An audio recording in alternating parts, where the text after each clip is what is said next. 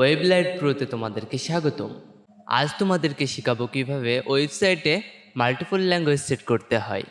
তো চলো বেশি কথা না বাড়িয়ে ভিডিওটি শুরু করা যাক।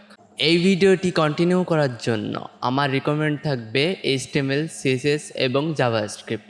এই তিনটি বিষয়ে অবশ্যই কিছু ধারণা থাকা লাগবে। তো এখন আমি আর VS কোডটা ওপেন করলাম।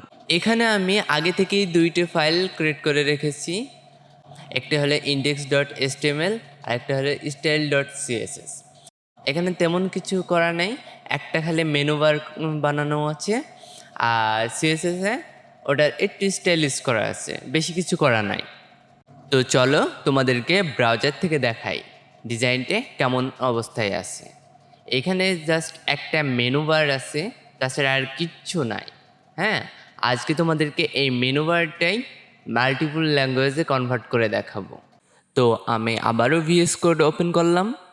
তো প্রথমে আমরা স্ক্রিপ্ট ট্যাগ নেব, তার সোর্সে একটা লিঙ্ক দেবো .js এর। এই লিঙ্কটা তোমরা আমার এই ভিডিও ডেসক্রিপশন বক্সে পেয়ে যাবে।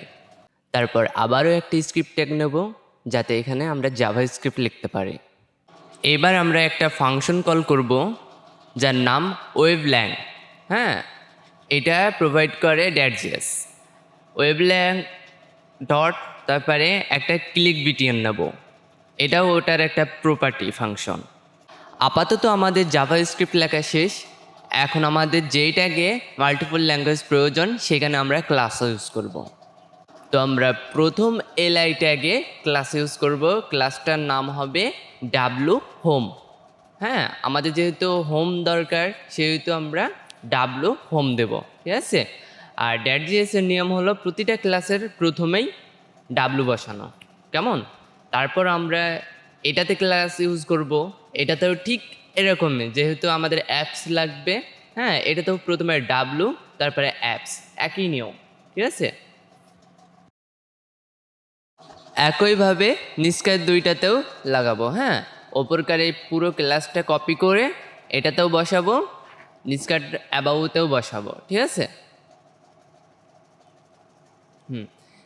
এবার অ্যাবাউটে কপি করে এইটুক ডাব্লুর আগ ধরে এসে এটা পেস্ট করে দেব কপি করে। হ্যাঁ,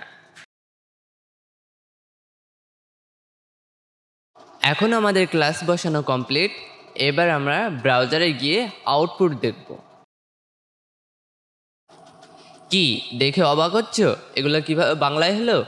তো চলো, শুধু বাংলায় হলে তো হবে না, এগুলো এমন একটা বাটন সিস্টেম করব যাতে সেই বাটনে ক্লিক করলে ইংলিশ হবে এবং বাংলা হবে, ঠিক আছে।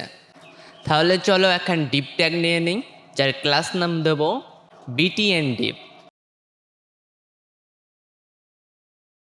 এবার এই ডিপের ভেতরে আমি দুইটা বাটন নেব, ইনপুট বাটন। হ্যাঁ, এবার এই বাটনগুলোতে একটা করে ক্লাস দেব এবং একটা করে আইডি দেব।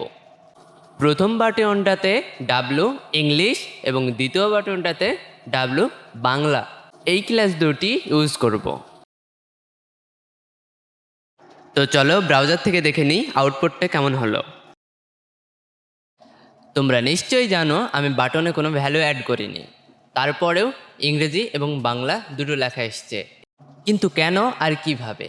তোমরা আগেই জানো আমি দুইটা ক্লাস ব্যবহার করেছিলাম ওই ক্লাস দুইটির কারণে, ডাব্লু বাংলা আর ডাব্লু ইংলিশ। এবার বাটন দুটিকে আমি সেন্টার করব, ঠিক আছে। তার জন্য এই ডিপে আমি WT সেন্টার লিখে দিলাম। এই ক্লাসটিও প্রোভাইড করে .js। .js একটা লাইব্রেরি। তোমরা যদি এই .js বিষয়ে অনেক কিছু জানতে চাও তবে আমাকে এই ভিডিওর কমেন্টে জানাবে আর লাইক করতে ভুলবে না। তো আমি চেয়েছিলাম বাটন দুটি সেন্টার করতে, তাই সেন্টার হয়ে গেছে। তো চলো এবার বাটন দুটিতে যাতে দুইটা আইডি ব্যবহার করে এগুলো ক্লিক করলে যাতে বাংলা এবং ইংরাজি হয়ে যায় এইটা করি।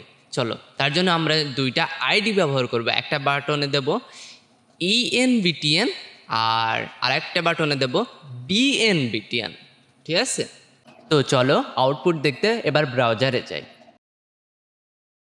কি ইন্টারেস্টিং না? চেঞ্জ করলে চেঞ্জ হয়। কিন্তু একটা বিষয় খেয়াল করেছো যে সব চেঞ্জ হলেও এই অ্যাপসটা যেন চেঞ্জ হচ্ছে না। তো নো প্রবলেম, এটাও ফিক্সড করার একটা মেথড আছে। তো চলো আমরা আবার স্ক্রিপ্ট ট্যাগে যাই, একটা মেথড লিখব ওয়েবল্যাং ফাংশনের পরে একটা ডট দিয়ে অ্যাড ফাংশন, ঠিক আছে। এই অ্যাড ফাংশনটা দুইটা প্যারামিটার নেয়, একটা স্ট্রিং আর একটা অবজেক্ট। তো স্ট্রিংয়ের ভেতরে আমাদের একটা ক্লাস নেম দিতে হবে, এটা কিন্তু নতুন ক্লাস আমাদের দেওয়া। আর অবজেক্টের ভিতরে বলে দিতে হবে তার ইংলিশ টাইপ কি হবে আর বাংলা টাইপ কি হবে।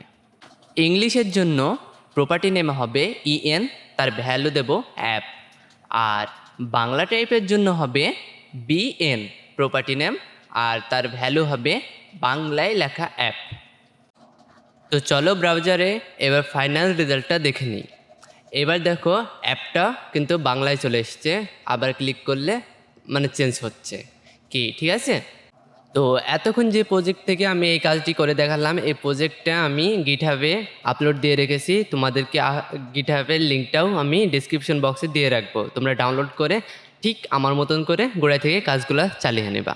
তো আজকের মতন ভিডিওটি শেষ করছি। তো চ্যানেলে নতুন হয়ে থাকলে সাবস্ক্রাইব, আর এই ভিডিওটি পছন্দ হলে অবশ্যই একটা লাইক এবং কমেন্ট করতে ভুলো না।